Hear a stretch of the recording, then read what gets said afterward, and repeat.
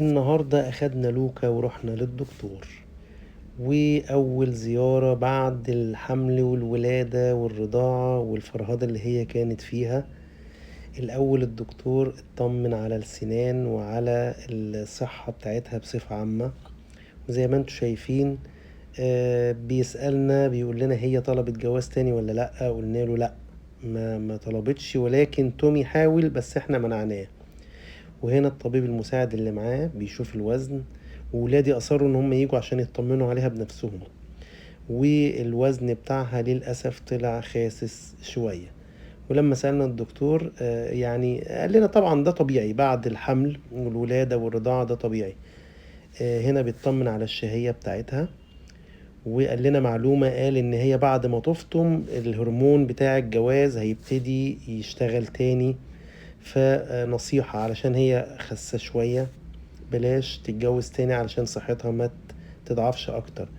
فهنحاول احنا بقى نشوف الموضوع ده ونراقب الوضع يعني، ويبقى في كنترول شوية.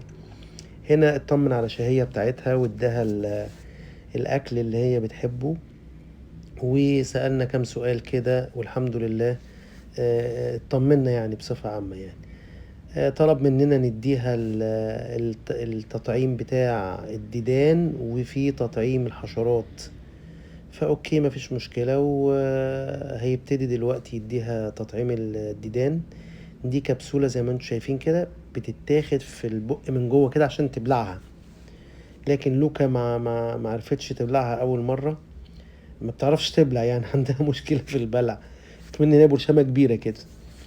بس فهو في معلقة صغيرة كده اللي في ايده دي علشان يديها الكبسولة ويطمن ان هي بلعتها يعني. فما عرفش برضه، فقال لي همسكها مسكة يعني عنيفة شوية زي ما انتم شايفين، بس لوكا عافية شوية يعني مش عايزة، بتعافر معاه. مسكها تاني وهي كانت صعبانة عليها قوي، بس يعني قال لي يعني لازم تبلع البرشام. فهيحط لها عليها حتة أكل كده اللي هي المكافأة بتحبها جدا دي، هيحط على البرشامة كده حتة ويديها لها، وهنطمن إن شاء الله إن هي بلعتها. دي مهمة جدا يا جماعة دي، علشان الديدان بتتاخد تقريبا كل 3 شهور. حتى الصغيرين لما وزنهم يجيب الكيلو هنديهم التطعيمات دي ان شاء الله. وهنا اطمنا ان هي بلعتها. ولو تلاحظوا كده في تساقط شعر، ده ناتج عن الضعف العام يعني اللي هي عندها يعني. بس لكن في النهاية الحمد لله اطمنا، والدكتور يعني طمنا عليها. ودلوقتي هو بيديها الأنبول ده بتاع الحاجة اسمها الحشرات يا جماعة. بيتحط كده فوق الرقبة كده على الجلد، وبيوصينا ان احنا مثلا ساعتين او ساعتين ونص لثلاث ساعات محدش يلمس المكان ده يعني. وهنا ابني بقى بيديها بقية الاكل عشان يطمنها. ويا رب الفيديو يكون عجبكم. الحمد لله.